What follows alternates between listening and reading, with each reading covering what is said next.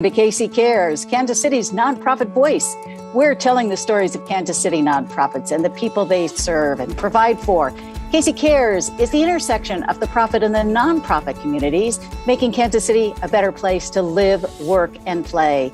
Casey Cares is proudly sponsored by the Ewing Marion Kauffman Foundation. I'm Ruth Baum-Biggest. We live in a world of acronyms, and when it comes to the educational world, one of the most commonly recognized acronyms is STEAM. Science, technology, engineering, arts, and math. In the past, there have been great disparities in both access to STEAM programs. Well, aSTEAM Village is focused on alleviating these disparities through a variety of programs, hoping to level the playing field. And technology has been a key tool. We welcome William Wells, who's the founder and executive director of aSTEAM Village, looking to shift the needle toward access and equity. William, it's so great to have you. Thank you for having me, Ruth. It's nice to be here. Loves Casey Cares. Oh, well, thank you. All right, well, so we're going to start at the very beginning. Give the name of the organization, because I know you've kind of got a clever little acronym there. Yes, so it is Village. Yes, so it is aSTEAM Village. Phonetically like aSTEAM, right? That's the way we designed it. And the lowercase a has the actual meaning. That lowercase a means it's that we're apolitical and we're all inclusive. And one of the students that joined us in the 5th grade, who is now a freshman at Regis University in Colorado, said it's amazing. So that's what that lowercase a stands for. The A in STEAM, it started out being arts, right? But it's evolved into arts, agriculture, architecture, aerospace. The E, which stands for engineering pretty much across the board, for us has the meaning of economics and empowerment. And of course, the M is math. Well, it could also be magnificent. Well, we would love that. There you go. There you go. Well, I want to share with our audience how this all began, and then we'll go on the journey of what you are and what you're doing in our community. The nonprofit started in 2014. My guess there's a little history before that. Would you mind sharing that part of your journey? Absolutely. So I was invited to St. Louis to see the first Robotics World Festival. And I saw 30,000 kids from all over the world. The person who invited me is Harvey Dean of Pittsco Education. Harvey used to own 51% of Lego before he sold it out, right? Sold it off to Lego. Lego bought his shares back. He invited me to St. Louis to be his guest. And what I saw was 30,000 kids from all over the world, Mexico, Qatar, Russia, Ukraine. And they were just celebrating. They were competing in robotics. You couldn't tell who was winning, who was losing. They were high-fiving each other. They were dancing together. They were singing together. On stage were kids from 2 different countries who were back home at war with each other. And I just was blown away. But what I noticed that was missing was, even though this was in St. Louis, there were no kids from the St. Louis urban core that looked like me that were there. There were kids there from Jamaica. There were kids there from Haiti, but there were no kids there competing. There were no kids there even on a field trip. You know, you would think that they would be there on a field trip. And so I came back to Benjamin Banneker Charter Academy of Technology, which is now closed. I asked the superintendent, could I start the program, a robotics program, in the school as an after-school program? She said, yes, we're not going to pay you to do it. I said, I don't want to get paid. I was the network administrator for Banneker at that time. And we started out with one team of 10 students, paid some people out of Lee Summit, I think it was $2,500 to come in and hold a summer camp as an introduction. And then I reached out to a dear friend of mine, Kevin Martinez at Distribution by Air, told him this is what we want to start. He gave me 40 Royals tickets. He said, you got to meet with the parents first. give them these royal tickets. That'll get the parents there with the kids. And then tell them what you want to do and then go from there. And he was brilliant. It worked. So we took those 10 kids that first year. But what I realized is just how foreign. Now we're dealing with Legos, right? What I realized was just how foreign Legos were to these students who were in the 6th grade, right? And so it was their first introduction. So what we did was we made it a year-round program. We met on Mondays, Wednesdays, Fridays after school, and we met on Saturday mornings. And I knew I was onto something when it was time for spring break. And all 10 of those students said, Mr. Wells, we're meeting next week. It's spring break. We can go longer during the day. And so I didn't get a spring break. I met with them. And so the second year, we actually added, I knew that we had to start earlier. So we added a 1st through 3rd grade team, which was a junior FLL team. They were invited to the World Festival their first year. But what I did, and I took the 6th grade students who weren't invited and they weren't competing, but I took them there to support the 1st through 3rd grade. But I did it strategically so that they could see the other kids, the other students from around the country, around the world. And then it lit a fire in them. You know, if you think about it, robotics, STEAM education, it's brain sports. It's just like basketball. It's just like football. It's just like soccer. But as a brain sport, the difference is 100% of the students that engage in these brain sports, they will go pro because there's a job out there for them. So that's how we started. That was our journey. The second year, they both advanced out of qualifiers that they didn't advance out of the first year. They were invited to the Kansas City regional competition. They both won and placed in different categories. I think it was gracious professionalism and presentation, not the score of the robot, because we were teaching the program the right way. And teaching the program the right way means that you focus on the non-technical skills, because if they get the non-technical skills right, they're digital natives. They were born in digital, so they get the technical stuff, but it's the mastery of the non-technical stuff, the communication skills, the willingness to learn, the willingness to fail, and then when you fail, to get back up and look at why you failed and apply a change and keep going through that, what we call the engineering design process, right? Identifying a problem, brainstorming a solution to the problem, building a prototype for the problem, testing that prototype, and then going through that iterative process until that prototype becomes a successful, dependable thing, right? And then you share those experiences with others. And so just teaching those non-technical skills, them mastering that, enabled them to actually be the first in the 17-year history of Kansas City robotics. And I'm very proud of this. We were able to field the first African-American robotics team to win the Grand Champions Award in a competition. And the students on those teams, to show outcomes, one of them, I think, has graduated from community college in graphic design and gaming and animation. She's super brilliant. The other one, Tony, is out at Arizona State University as a junior pursuing automotive engineering.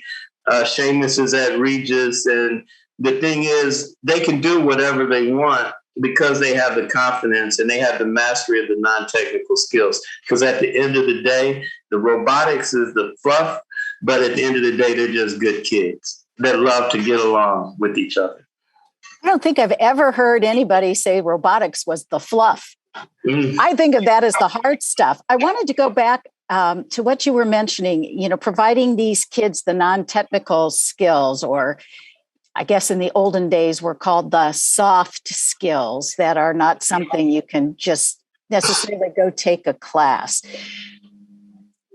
Why was that so important for you? Did you see this as a gap in the inner core that you felt this could help solve? No, I see it as a gap in the world. When you master the non-technical skills, right? Whatever it is you're doing, when you master the non-technical skills, that's the foundation for you to become successful. That's the foundation for you to become an innovator. That's the foundation for you to be able to change the world. And that's the foundation for you to be able to live a selfless life where you are trying to build for those coming behind you.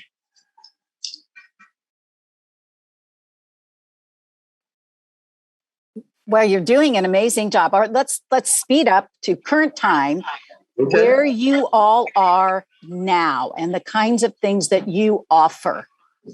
Well, we are located on, we're in our third year. We're located on the St. Monica's Catholic Parish. Thank you to St. Monica's and the diocese. They've provided us a facility. We're in the third year of a 10-year lease at this facility.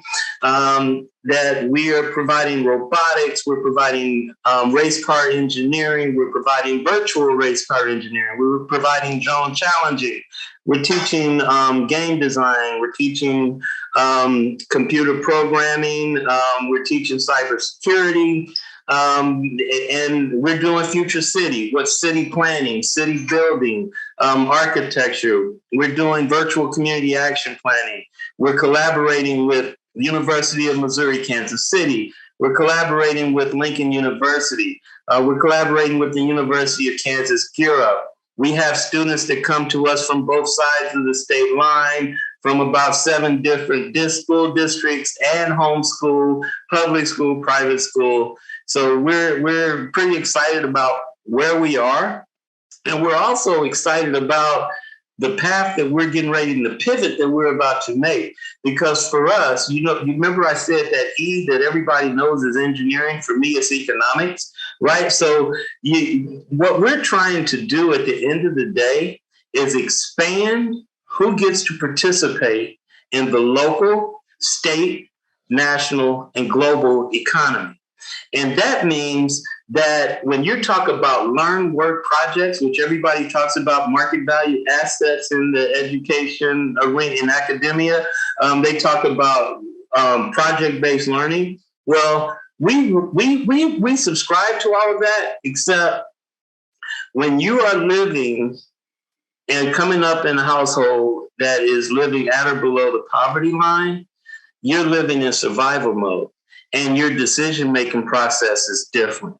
So what we want to do is we want to get these middle school, high school kids into the economy now, teach them as they learn and work alongside professionals to help solve problems inside of their own communities, so that then they become vested in their communities. And I say it all the time, the most underutilized assets to this country, to our government, to industry, they're sitting in the middle school, high school, and college classrooms. So we're trying to break that cycle. And oh, yes, we want them to be able to earn stipends. If they're able to provide a new way to do development, such as using building information modeling in the planning, the design, and then hand it over to the construction company, and they build off of that design. And then after it's built, they hand it off to the property manager or the facility manager or the owner of that building, and they use that same virtual blueprint that these kids are able to design to maintain and sustain their building. If they've saved you 10, 20% on versus the traditional way you do it, yeah, pay them 1% or 2% of the money they saved you, because they need clothes, they need food, they have little brothers, they have little sisters. There's a new way, what I call a 21st century knowledge and information based economy way to be able to do both, educate as well as empower through employment and allowing them to be on these projects. Wow, you just blew me away. Oh, no. Gosh, well, what I think is particularly exciting as a total outsider to this is I think we kind of think of kids, in school and they have to follow this path to get to the next step. And it sounds like aSTEAM Village says that path can be so much wider. It could be a super highway. And here are some ways to make it that super highway. So tell me, how do kids get into your program? It's a lot of word of mouth. We have kids, we have, our program is broken into two segments, right? We do an 8-week summer camp that's based after the National Society of Black Engineers, which we are a chapter. They're an ally, they're a valuable resource to the students and the families. So we have an 8-week summer camp that we modeled after C. And that 8-week summer camp is actually taught by college and high school students. We give them what we want taught. We give them the resources so they can teach it, and we allow them to develop how they want to teach and deliver that programming. And then we have a fall, winter, and spring program that starts in September and it ends in March, and it usually ends at the National Society of Black Engineers annual convention, where they compete against the other NSBE chapters throughout the country and from around the world to advance to the championships in FIRST Robotics, championships in 1080 education, and National STEM League finals, etc. So can kids just sign up? Absolutely. A is all inclusive. They can sign up. If the parents can get them there, we do have a very rigorous schedule, right? They come in, our kids come in during our fall, winter, and spring program. They're there from 6 to 9 on Fridays and 1 to 5 on Saturdays, on top of going to school Monday through Friday. So it's a very rigorous program. In the summer, our summer camp runs Monday through Friday from 9 to 5. And we do it year round like that because what we want to create is an ascending staircase so that by the time they get their high school diploma, they've obtained some industry and IT certifications so that they are prepared to go to one of those 3 outcomes that we say is where we want to see them go. One or more of those 3 outcomes, which is college and being ready to go to college in a STEAM discipline, workforce, being able to go directly into the workforce. And if they are able to go into the workforce at a working wage in a high demand job, then they can always go back and pay for college on their own. And then the third is, hey, become an entrepreneur, start a business. If you had a great idea, we hope that we have given them the tools they need to be able to succeed and launch a successful business.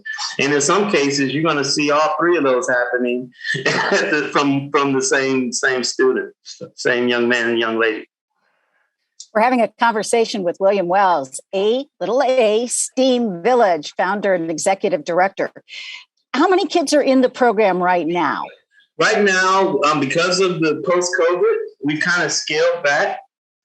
We've got 30 kids that are coming to us for our fall, winter, and spring. This past summer, we actually served 150 students because we started some new partnerships. So we had 30 students that we saw on site at our location. We partnered with the Royals Urban Youth Academy, who was a great partner, Jeff Diskin, Darwin Penny, and they had a summer camp for kids. And so we helped them with their summer camp. We provided some STEM programming. And then we also partnered for the first time, and we're excited to see this continuing on with Kansas City Parks and Rec. And so we saw students over at the Great Kleist Community Center. And we managed, provided programming at all 3 locations for 8 weeks. That's quite an undertaking. Yes, ma'am. How did you pandemic pivot? How was that for you? Because you're dealing with, technology and those kinds of things. How did you manage? Well, it's a great story. So in March of 2020, we were prepared to take 105 students to San Antonio, Texas for the NSBE annual convention. And those students came from KCK, KCKPS, KCPS, Guadalupe Centers High School, and aSTEAM Village. So we had a group of 105 students and parents. Some parents were going to go down and make the trip. We're looking forward to a week in San Antonio, STEM engagement, competitions. March 7th, NSBE shut it down. They canceled the convention because of COVID. What we did was we didn't retract. We actually stepped forward. We swiftly pivoted, and we started planning our summer camp. And our summer camp went off flawlessly. We were able to send actual activity kits into the students' homes. We had college students, middle school students teaching just like we would if we were on site. We decided to break the camp into 4 90-minute sessions. So we had a session that was robotics. We had a session that was aerospace, rocketry, and engineering. We had a session that was youth entrepreneurship. We had a session that was computer science, Raspberry Pis. And we also sent Raspberry Pis into all of the homes, so the kids actually left camp with their own little mini computer. But something interesting happened. Not only were we able to have and serve 80 students and form partnerships with Community Action Agency of Greater Kansas City that sponsored students, University of Kansas Gear Up that sponsored students, but we were also able to get college teachers from across the country. So we were able, because we were in a virtual space, we were able to bring in a young man who was graduating in computer science from Florida A&M University, another dual major college student at Harris Stowe University in St. Louis that was majoring in mechanical engineering and mathematics. Another young man that was at Missouri S&T moved to Houston to become an EMT that was able to come in and teach. And then we had our instructors here locally, University of Kansas. So it was an easy pivot for us because we dabbled in the technology. We applied the engineering design process. We said, okay, if we do 9 to 5, you can't expect anybody to sit at a computer from 9 to 5. So what we did, we had 90-minute session. We told our instructors 10 to 15 minutes of instruction at the beginning, activity time for the kids to build, design, plan, and then 10 to 15 minutes at the end as a wrap up and talk about tomorrow. And then we rotate them through with half-hour breaks in between class session 1 and 2, hour break in between 2 and 3, half-hour break in between 3 and 4. And we were able to carry that model on for our fall program. How great. So you used creative minds to create solutions. I love that. Yeah. Sounds like collaboration is really important in partnerships. Sometimes I think nonprofits struggle with how to go about that. Do you have any words of wisdom or ideas for folks who might go, well, I don't know how to do that. Our mission is A and they might be B. Well, so in 2017, we applied to the U.S. Department of Housing and Urban Development on behalf of Kansas City, Missouri, and Kansas City, Kansas, to have them designated, both cities, designated as Envision Center cities. And both the applications were accepted. Mayor Alvey and KCK, the director of the Housing Authority of KCK, signed off there. And then in the Missouri side, the director of the KC Housing Authority signed off. Mayor James' administration decided not to, but Mayor Lucas, as soon as he took office, signed off. So the key to that is the Envision Center is built on 4 pillars: educational advancement, economic empowerment, health and wellness, that's mental and physical, and then character and leadership. And when you think about character and leadership, that's non-technical skills. That's the non-technical. And families are not static. They're dynamic. So mom, dad may need access to one or more of those pillars. The 8th grade son may need access to 1 or 2 of those pillars, and that may be different from the 3rd grader. So HUD said, we're not putting any money into this. We said, well, we're used to operating with very little money and resources, so that didn't run us off. But what we did realize is Kansas City has a lot of wonderful organizations doing a lot of wonderful work in 1 or more of those 4 pillars. And so in order for a family that's dynamic, organizations, we need to create on-off ramps among each other so that mom can come here if she needs A and go there if she needs B. If a student comes to us and they say, my son wants to do video game design, and that kid's in the 8th grade, and he's reading at a 3rd grade reading level, you have a choice of doing one to two things.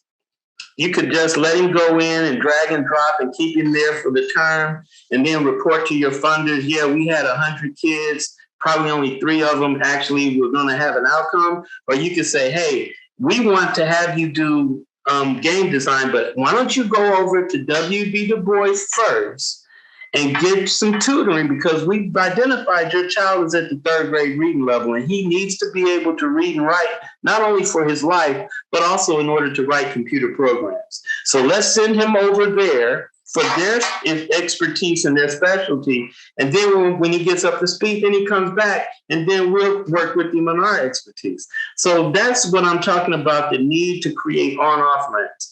We don't do mental health. Right? There are other organizations that do. And so it would be selfish of us as an organization to not say, why don't you make sure that you can partner with organizations that are providing authentic programming intended, because all of us nonprofits are supposed to be working ourselves out of business, right? Except for you're trying to spotlight us and get us so that people will come. So, but we're supposed to work ourselves out of business. And you do that by saying, we exist because of this mission, and we want to eradicate this mission. And we believe that we can be a part of, not a part of the solution of eradicating that mission. Eradicating that problem, I'm sorry. Right. How can the public engage with you? Do you need volunteers? How can the public support you? Volunteers. We love volunteers. We have as a matter of fact, when I talk about our students coming down from on Fridays from 6 to 9 and Saturdays 1 to 5, we have a handful of professionals, a chemist, a couple of computer science guys, that, and this has been this way since 2014. They come down, they take a team, and they work with those students every weekend. They basically block out those 7 hours or 8 hours each weekend, and then go with them to competition. And we just, I think that's a struggle that a lot of nonprofits have. I would love to have 20 professional volunteers, so that then they can share the load, and then they're given only 2 hours. But these wonderful, selfless people understand that we don't have 20, but we have kids. The kids are there because they want to be there. They want to grow. They want to learn. The parents have them there because they believe that what we're doing is going to help them to put their child in a position to be success and have an impact on the community and the city. So they should let you know through your website, which is www.asteamvillage.org. aSTEAM village.org. It's basically asteamvillage.org. I think you worked on that. It seems like that was a special thing. Well, William, we're so thankful for the time that you've spent to share what you're doing and growing and creating young people who will be able to help us get through some of these awful, challenging things that we face as the grown-ups. Maybe they can figure it out better than we can. Yeah, that's true. And I want to just add one caveat. We aren't just working with students first and 12th grade. We're actually working with young adults and senior citizens, because we are a CompTIA education partner. So not only can we help introduce them to computers and technology, we can help prepare them to get industry certifications and then actually get them the vouchers so that they can take the industry certifications. Well, thank you so much for all that you're doing. Thank you. Thank you for watching KC Cares, Kansas City's nonprofit voice. We're produced by Charitable Communications, and we're proudly sponsored by the Ewing Marion Kaufman Foundation. To be a guest on KC Cares like William, or underwriting to support what we're doing in the community, please visit our website, kccaresonline.org, and spread the love. You can find us on Facebook and Twitter at KC Cares Radio, and Instagram at Casey Cares Online, and catch us on ESPN 1510 AM and 94.5 FM Saturday mornings at 8 a.m. Thank you for tuning in to Casey Cares.